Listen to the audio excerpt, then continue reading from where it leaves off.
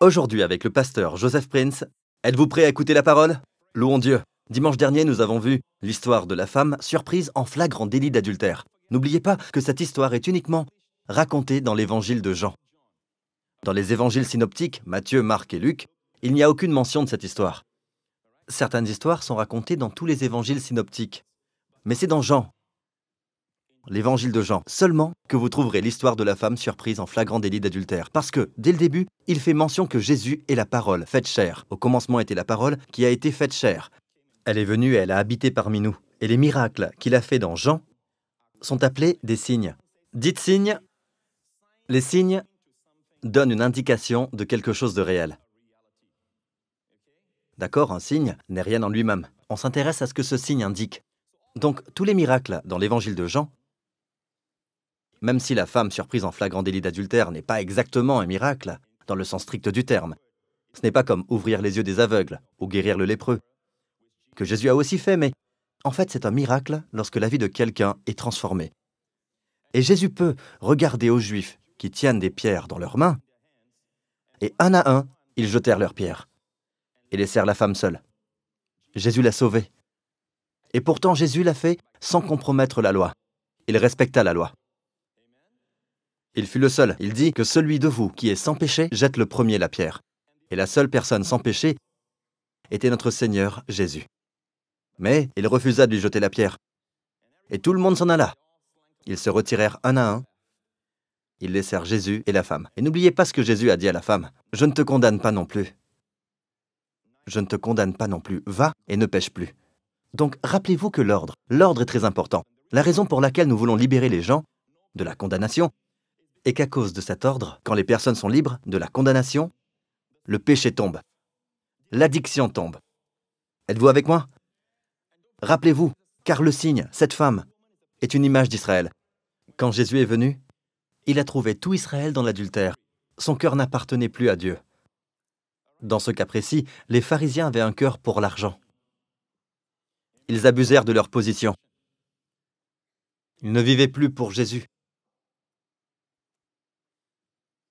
Et Jésus sanctifia tout cela à travers le pardon accordé à la femme. Alors que ratèrent ce pardon? Vous savez ce qui arriva à la fin? Il est dit qu'Abraham, votre père, a tressailli de joie de ce qu'il verrait mon jour. Et il s'est réjoui. Et je crois que cela s'est passé quand Abraham était en train d'offrir son fils sur le mont Morija. Abraham leva les yeux et vit un bélier. Il vit plus qu'un bélier. Il eut une vision de Jésus mourant sur la même montagne. Parce que le mont du Calvaire se trouve dans la même chaîne de montagnes que le mont Morija. Au fait, Calvaire est plus élevé que la montagne du Temple, mais c'est dans la même chaîne. Et Jésus dit qu'Abraham, votre père, a tressailli de joie lorsqu'il verrait mon jour. Les Juifs lui dirent, « Tu n'as pas encore 50 ans, et tu as vu Abraham ?»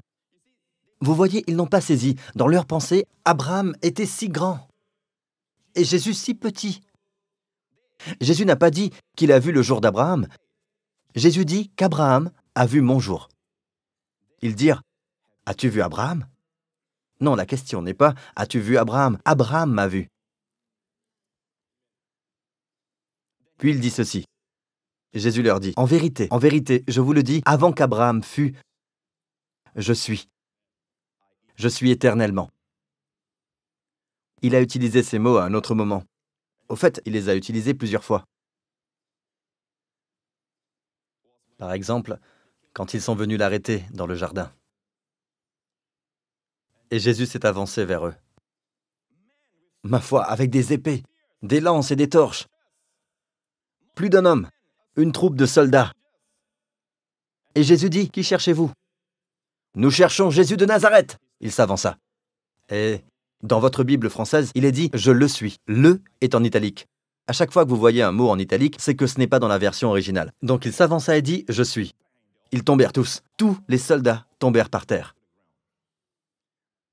Le captif devient celui qui captive. Il attendit qu'il se soit levé pour le capturer. C'est pour cela que Jésus ne fut pas assassiné. La Bible dit qu'il a donné sa vie. S'il ne voulait pas donner sa vie, personne n'aurait pu l'arrêter. Au fait, nous en avons un exemple, prochain verset. Là-dessus, ils prirent des pierres pour les jeter contre lui. Mais Jésus se cacha, et il sortit du temple. Si vous ne comprenez pas ce que « je suis » veut dire, les Juifs, eux, comprennent. Ils prirent des pierres. Ils savaient ce que Jésus voulait dire par « je suis ». Il déclare qu'il est Dieu. Donc, à la fin du verset 59, Jésus passa au milieu d'eux. Il partit. J'aime cette expression, au milieu d'eux. Vous voyez, car Jésus dit, « Car là où 2 ou 3 sont assemblés en mon nom, je suis au milieu d'eux. » Savez-vous qu'il est au milieu de nous aujourd'hui? Partout où ce programme est diffusé, il est présent. Et si vous regardez ce programme à la maison, ou dans votre cellule, ou dans votre chambre d'hôtel, ou peu importe, Jésus est là. Et il veut vous rencontrer dans votre besoin. Dans votre désespoir, il est votre espérance. Dans votre détresse, il est un secours qui ne manque jamais. Et il vous aime. Invoquez-le. Invoquez-le. N'attendez pas qu'il soit trop tard.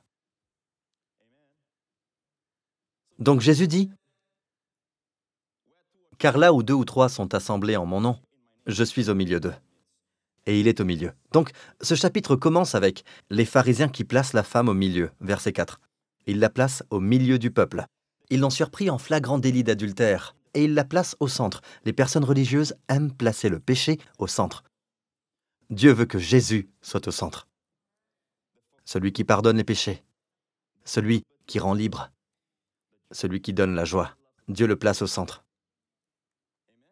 À la fin du chapitre, il est au centre. Donc, il partit. Regardez ce qui se passa quand il partit. C'est le dernier verset du chapitre 8. Dans le chapitre 9, le verset 1, en partant, Jésus aperçut sur son chemin. Donc, ce qui se passe dans les chapitres 8 et 9, c'est un flot continu. En partant, Jésus aperçut un homme qui était aveugle de naissance.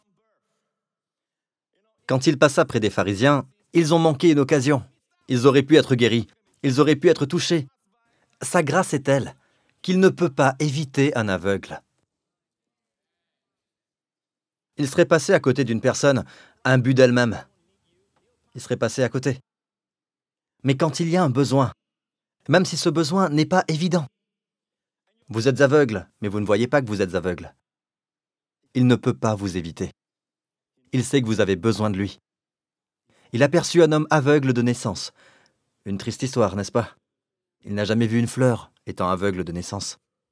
À présent, en partant, Jésus aperçut sur son chemin un homme qui était aveugle de naissance. Ses disciples lui posèrent alors cette question. « Dis-nous, Rabbi, qui a péché, cet homme ou ses parents, pour qu'il soit né aveugle ?» Remarquez que, comme les pharisiens, les disciples, parfois, ont tendance à placer le péché au centre. Qui a péché? Et la réponse de Jésus est « Écoutez, s'il y a un besoin, Dieu veut rencontrer ce besoin. » Quelle merveilleuse façon de voir les choses. Ce n'est pas que lui ou ses parents aient péché, mais c'est afin que les œuvres de Dieu soient manifestées en lui. En d'autres mots, s'il est aveugle, je suis la lumière du monde. Et il va dire plus bas, vous pouvez le voir dire qu'il est la lumière. Si tu es malade, je suis celui qui te guérit. Si tu es fauché, je suis celui qui pourvoit. Si tu es déprimé, je suis ta paix. Si tu es dans les ténèbres, je suis la lumière. Cessez de dire, pourquoi suis-je dans les ténèbres?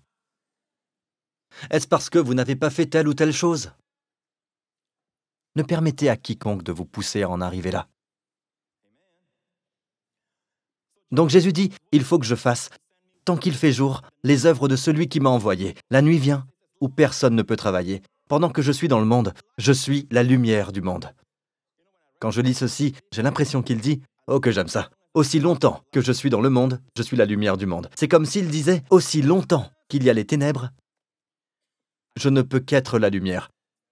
Aussi longtemps qu'il y a le péché, l'amour ne peut pas se reposer. Il est en train de dire qu'aussi longtemps qu'il y a les ténèbres, la lumière ne peut se reposer. Aussi longtemps qu'il y a la tristesse, l'amour ne peut pas se reposer. Oh, que j'aime ça.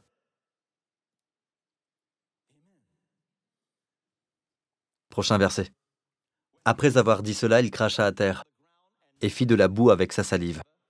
Puis il appliqua cette boue sur les yeux de l'aveugle. Il cracha donc à terre, fit de la boue et l'appliqua sur les yeux de l'aveugle. Vous vous dites sûrement que ce sont d'étranges actions, d'accord? Mais ô combien importantes. Et il lui dit, « Et lave-toi au réservoir de Siloé, nom qui signifie « envoyé ». Il y alla, se lava, et s'en retourna voyant clair.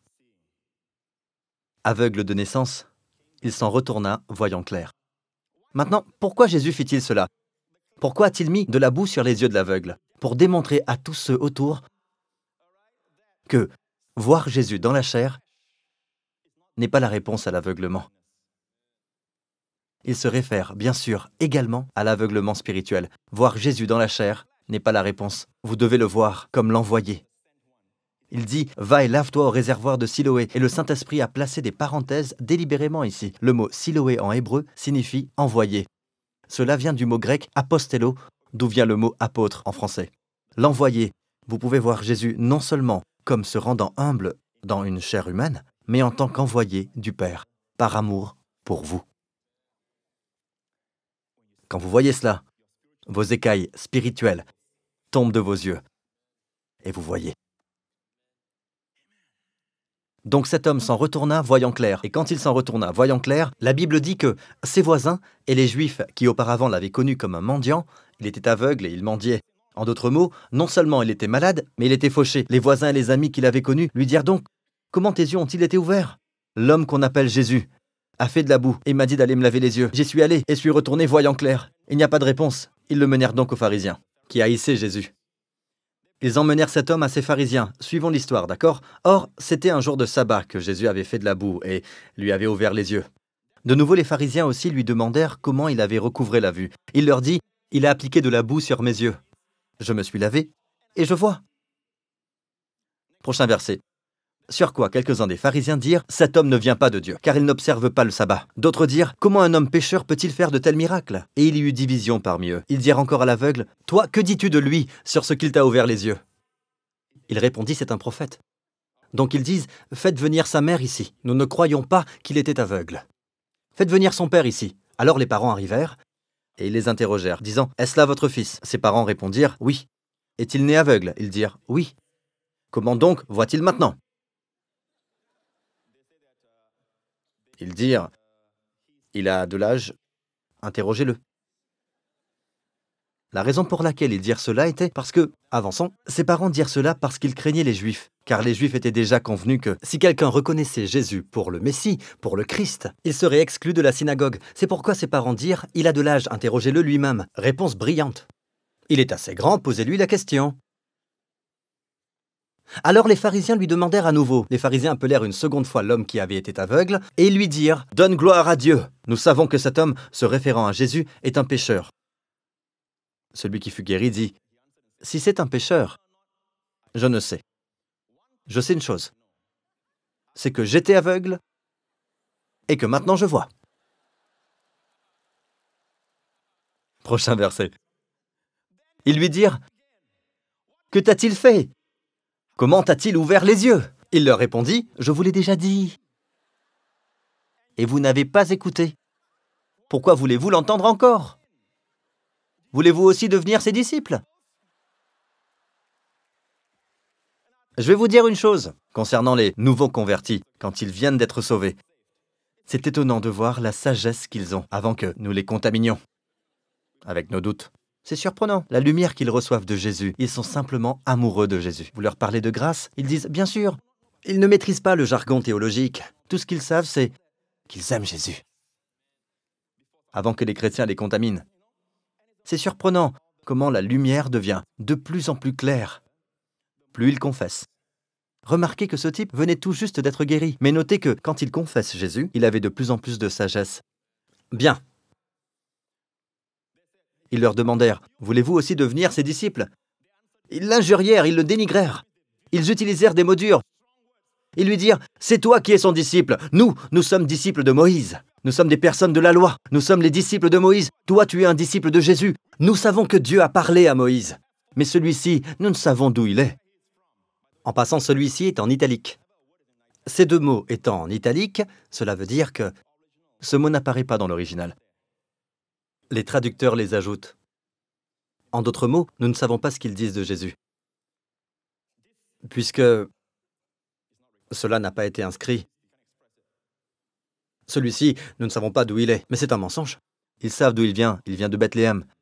Et le prophète Michée, dans l'Ancien Testament, prophétisa que de Bethléem sortira un roi. D'accord? Plus loin. Cet homme leur répondit « Il est étonnant que vous ne sachiez d'où il est. Et cependant, il m'a ouvert les yeux. » Et il commença à leur prêcher. Maintenant, il se met à prêcher. Ce type qui était un mendiant il n'y a pas longtemps de cela, un aveugle, il est maintenant en train de prêcher à des théologiens. Et il leur dit, nous savons que Dieu n'exauce pas les pécheurs. Mais qu'en revanche, si quelqu'un l'honore et fait sa volonté, il l'exauce. Jamais encore on n'a entendu que quelqu'un ait ouvert les yeux d'un aveugle né. Il est en train de leur prêcher. Vous vous rendez compte?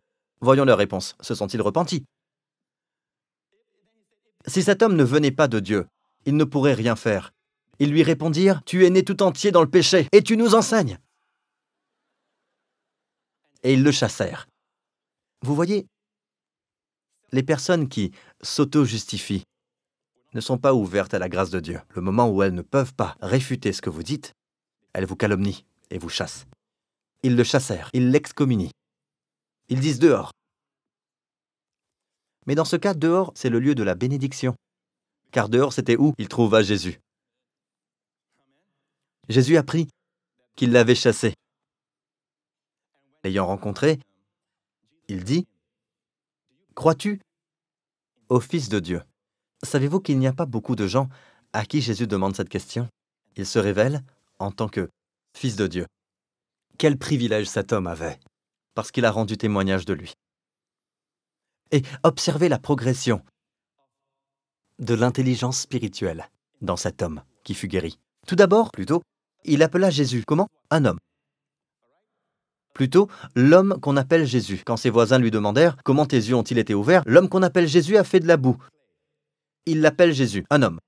Plus tard, quand ils l'emmenèrent vers les pharisiens dirent « Toi, que dis-tu de lui ?»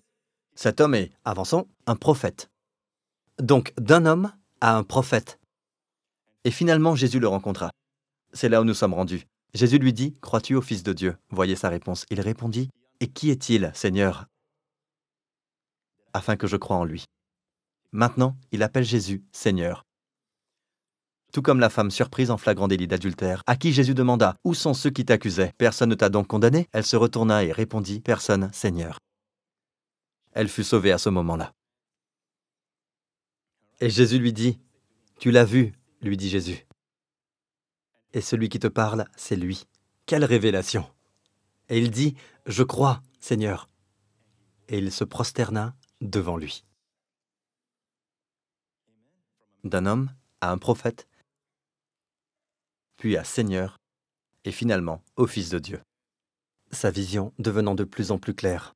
Regardez ici, il se prosterna devant Jésus. Jésus vit un homme plongé dans l'obscurité, totalement aveugle, et il l'amena à la lumière. Il fit de cet homme, qui était un mendiant, un adorateur. C'est ce que Jésus fait de nous. Il nous retire du fond du caniveau et nous élève en nous sauvant, pour nous amener au plus haut. Alléluia. Avez-vous été bénis?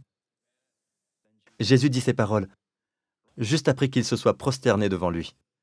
Ce chapitre se termine ainsi. Puis Jésus dit, « Je suis venu dans ce monde pour un jugement, pour que ceux qui ne voient point voient, et que ceux qui voient deviennent aveugles. » Quelques pharisiens qui étaient avec lui, ayant entendu ces paroles, lui dirent, « Nous aussi, sommes-nous aveugles ?» Jésus leur répondit, « Si vous étiez aveugles, vous n'auriez pas de péché. » Une déclaration étonnante. Si vous étiez aveugles, en d'autres mots, Dieu aurait pardonné vos péchés. Mais maintenant vous dites, « Nous voyons. » C'est pour cela que votre péché subsiste. Et c'est ainsi que se termine le chapitre. Vous comprenez? Dieu peut regarder quelqu'un, s'il est aveugle, d'accord? Il sait qu'il est aveugle. Il dit, « Seigneur, je ne sais pas tout ce que je dois savoir. » Et Dieu dit, « Ce n'est pas grave. Je t'aiderai, je serai ta lumière. » Mais s'il dit, « Non, non, je vois très bien. » Alors Dieu dit, « Ton péché subsiste. Tu es toujours aveugle. » Merveilleux. Merveilleux. La croix. Si seulement nous avons des yeux pour voir, la plus grande connaissance que nous pouvons recevoir ne provient pas des universités. Elle ne vient pas non plus après avoir étudié de nombreux bouquins. Elle vient de Jésus-Christ. La puissance de Dieu et la sagesse de Dieu. Finalement, quelle est notre raison de vivre? Eh bien, pour faire plus de millions. Oui, c'est ce que J. Paul Getty a dit. Et l'année suivante, il mourut. Qu'est-ce qui va se passer alors? Cette vie n'est qu'éphémère. Il y a une vie après la mort. Mais entre-temps, nous sommes ici. Et Jésus a promis, « Je suis venu pour que vous ayez la vie, et que vous l'ayez en abondance. » Jésus n'est pas venu pour mettre sur vous des restrictions, mais il est venu pour augmenter votre joie. Il n'est pas venu pour vous enchaîner, mais il est venu pour vous libérer. « Mais je suis un libre penseur !» Non, vous n'êtes pas libre de penser. Certains parmi vous pensent à des corps nus tout le temps. D'autres ont toujours des pensées mauvaises et négatives. D'autres encore ont toujours de mauvaises pensées sur les gens. Vous n'êtes pas libre de penser. Vous pensez être libre de penser. Mais vous avez tort. Vos pensées vous emprisonnent. Mais Jésus dit, « Celui que le Fils libère sera réellement libre. » Louons-le. Alléluia. Louons le Seigneur. Que chacun de nous baisse la tête, ferme les yeux partout dans cette salle et aussi dans la salle annexe. Mes amis, si vous n'avez jamais pris la décision de mettre votre confiance en Christ, je veux prier pour vous maintenant. Et dans un moment, je vais prier pour tous les croyants, pour la semaine qui vient, afin qu'aucun de nous puisse se vanter. Il y avait beaucoup, vraiment beaucoup, de personnes intelligentes. Beaucoup de merveilleux cerveaux, de merveilleux esprits,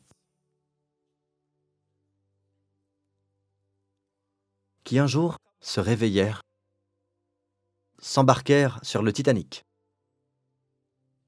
Avec toute notre ingéniosité, nous ne pouvons pourtant pas dire ce que nous réserve l'avenir. Et pourtant, l'homme vit comme s'il n'avait pas besoin de Dieu. Mes amis, Dieu vous aime. C'est pour cela qu'il a envoyé son Fils, pour mourir sur la croix pour nos péchés. Et même la prière que je fais à la fin de chaque service n'est pas simplement une prière pour se sentir bien. Je crois vraiment que Dieu écoute cette prière et je crois que Dieu nous place au bon endroit, au bon moment. Dieu, le Dieu d'éternité, nous précédera dans le temps, dans notre avenir. Car il est celui qui était, qui est et qui vient. Lui connaît l'avenir. Et sachant ce que le diable nous réserve, peut stopper tous ses plans et les faire disparaître. Dieu peut le faire, mais il attend qu'on le lui demande.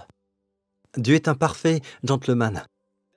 C'est ce dont il est question dans la prière. La prière dit « Dieu, je te permets d'intervenir dans ma vie, avec ta bonté, ta grâce, ta faveur. » Vous pouvez peut-être dire que c'est étrange que Dieu doit être invité pour lui permettre de me bénir. Oui, même si c'est la volonté de Dieu de sauver chaque personne sur terre, Dieu attend que vous lui demandiez, même si Jésus a payé le prix et que c'est accompli.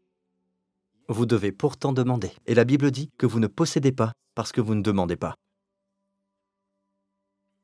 Mes amis, si vous êtes ici aujourd'hui et que vous n'avez pas reçu Jésus-Christ comme votre sauveur personnel, et que vous voulez lui demander d'entrer dans votre vie, je ne vous demande pas d'embrasser une religion, mais d'embrasser une réalité. Son nom est Jésus-Christ, le Fils de Dieu, notre Seigneur Jésus.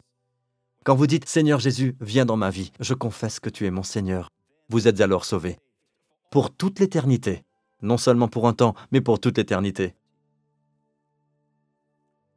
Et où que vous soyez en ce moment, dites « Pasteur, priez pour moi ». Et vous, les croyants, vous pouvez prier pour quelqu'un que vous aimez, qui n'est pas encore sauvé. Maintenant, dites après moi, dites « Père Céleste, je crois que Jésus-Christ est le Fils de Dieu. Je crois que tu l'as envoyé. Tu l'as envoyé pour mourir sur la croix, pour tous mes péchés. Et je crois que tu l'as ressuscité des morts. Il est vivant. Et je confesse que Jésus-Christ est mon Seigneur, mon Sauveur et mon Dieu. Merci Père. Mes péchés sont tous pardonnés. Et je ne suis plus sous la malédiction, mais sous ta bénédiction. Non sous la loi, mais sous la grâce. Je te rends grâce pour mes péchés, passés, présents et futurs. Je suis complètement pardonné. Je suis un enfant de Dieu. Et Jésus-Christ est mon Seigneur. Au nom de Jésus. Et le peuple dit Amen.